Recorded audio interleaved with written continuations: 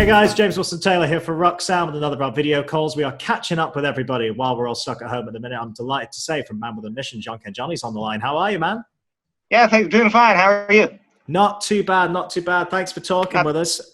We kind of been starting all these just asking about what you guys have been up to in lockdown, how that's all been going. How I hope you guys have been all staying safe in the band and as well as you can in this strange time. Yeah, it is. I mean, it is indeed a disaster right now, all over the world. But yeah, we were trying to be safe, trying to stay home. But at the same time, we have to move a lot. So kind of working on new stuffs, and especially all the live houses, they can't do anything right now. So we're just trying to figure out what we can do as a band and, in the music industry.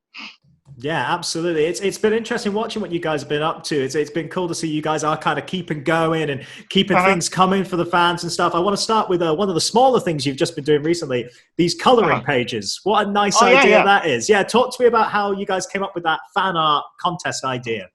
Yeah, a lot of fans all over the world. Well, we as a Wolf, we're definitely a pretty good figure for you guys to make a lot of fun with, have a lot of fun with. So we just decided to cooperate with all of our fans if they wanted to draw our drawings kind of stuff. And a lot of people actually, sorry, that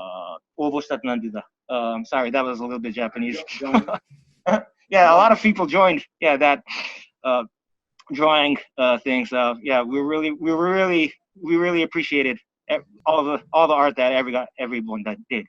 Yeah, you got a very creative fan base, I gotta say. They've put together some really, really impressive stuff that you guys have been sharing on the socials. Indeed, really nice drawings and paintings and stuff. Yeah, very, very cool. Well, let's talk about what's going on with the band, because such a busy time for you guys, despite this strange time we're in. Obviously, you're celebrating a decade together and 10 years of the band and this trilogy of collections that's come out. I want to go through those, because let's start with the fact that you guys are one of the first, or the first band to get to #1 with a B-sides album. That's got to feel amazing, right? It is. I mean, every and each song we make, we ourselves make it like every song is such a precious thing for us. So we didn't really care if that's a best album or a B-side kind of thing. But I really appreciated that that B-side came out to be #1. It was really amazing. Thank you. Thanks to all the people, that had a chance to listen to our stuff. Yeah, it's a great achievement. And let's talk about one of the kind of newer songs on there, which is The Victors. Talk to me about that track in particular. How did that one come together? When did it originate? That song, 2020 was supposed to be an Olympic year for Japan, and I was thinking about like a music that can unite a lot of people together, as like what Olympic does to ourselves. Sports is really, it has a really good chemistry with music. So I was hoping that song could be a kind of anthem of like Olympic kind of song. But unfortunately, right now we have nothing to do with the Olympics. But I still believe that that song in a different way unites the people's feelings right now to kind of fight the situation right now, what's going on all over the world. Yeah, absolutely. Nice themes in there for sure, kind of resonating in this strange time that we're in. And then, of course, there was the remixes to follow up that. Was it some old, some new in there? Or how did you approach people to work on those remixes for you guys? The first song, Take Me Under, that was done with Takeshi Ueda from A. Cole, also known of the former Mad Capsule Markets. Yeah. That was the newest remix. That was the new item, and all of the others were the remix stuff that we've all worked with in the past days. And yeah, that one came out to be a really interesting one. We usually always combine our like singles and EPs with 2 new songs, 3 new songs, and a remix kind of stuff. So we had a lot to gather and make one disc. So yeah, I was really amazed that that one also had the chance to win #1 in the chart. Yeah, that was really amazing.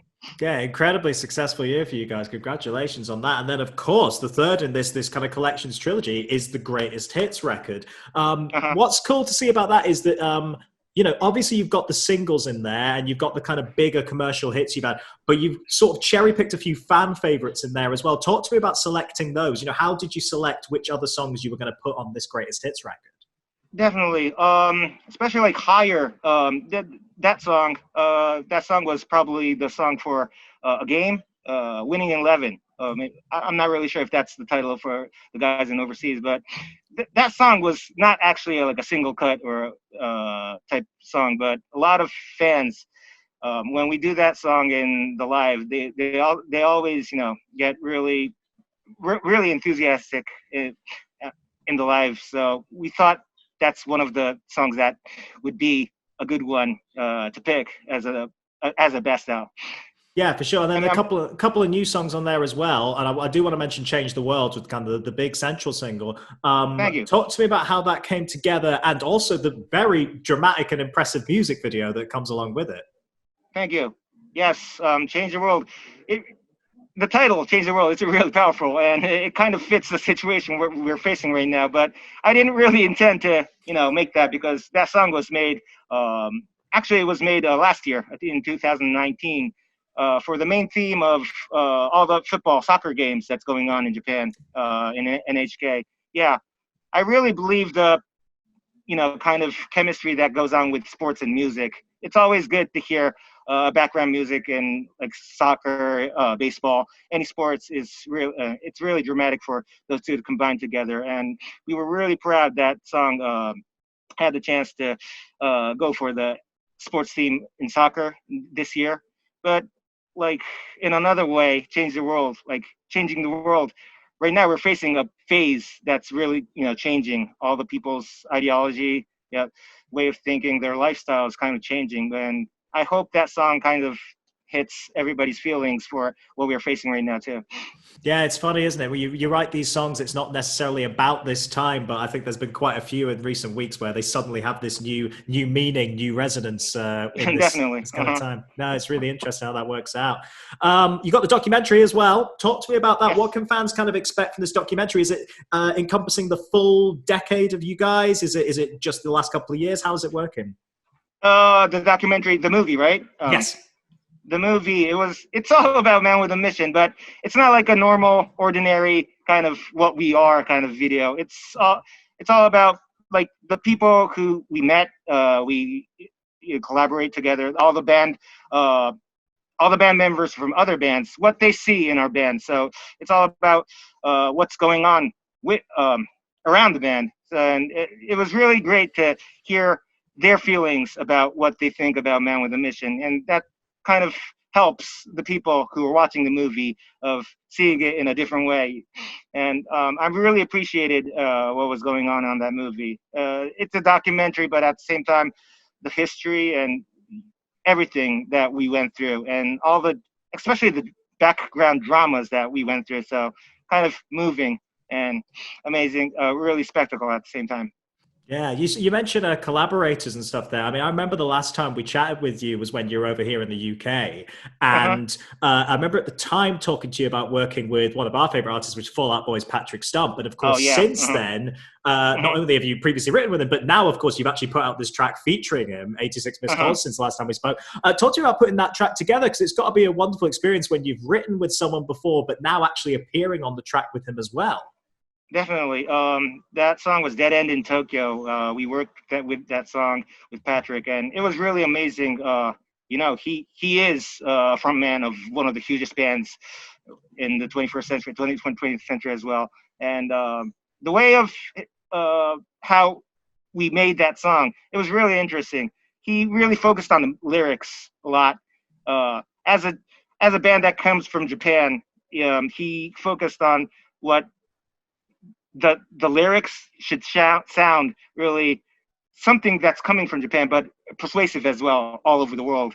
And I really love that title, Dead End in Tokyo, because that title itself, it speaks a lot, you know, about what's inside Tokyo, but at the same time, what life is about, what making your dreams about, what's, you know, winning and losing about. And yeah, it was really amazing talking and working with him.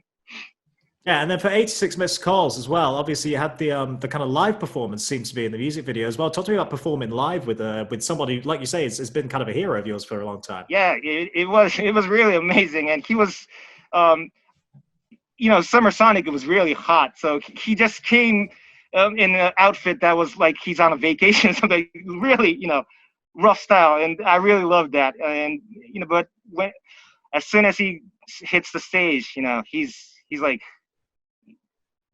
absolutely amazing, and it was really a great moment for us sharing the stage with him. Yeah.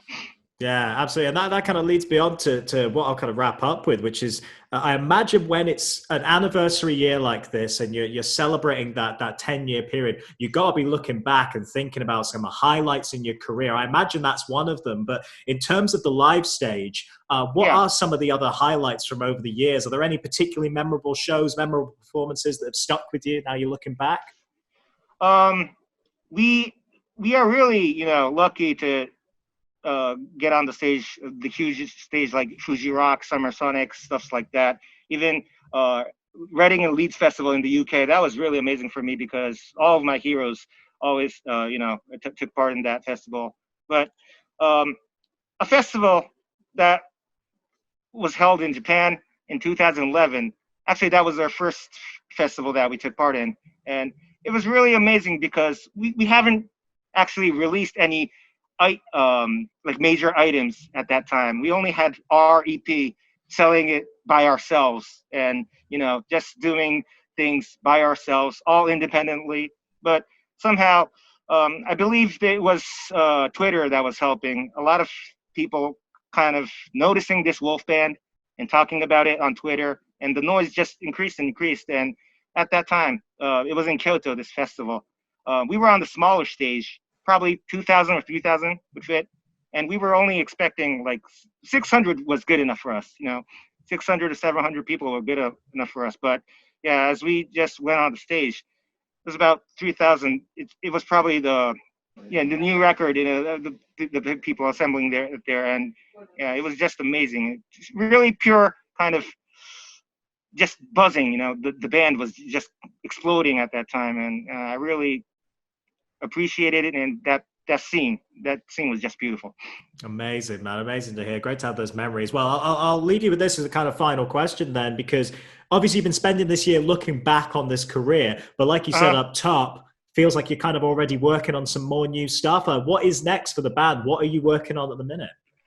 Right now, unfortunately, all over the world, lives are postponing, even canceling a lot. So we are working on new items, of course, like new songs, making a lot of new items. But at the same time, we're trying to figure out what we can do as a band to help the live house scenes right now.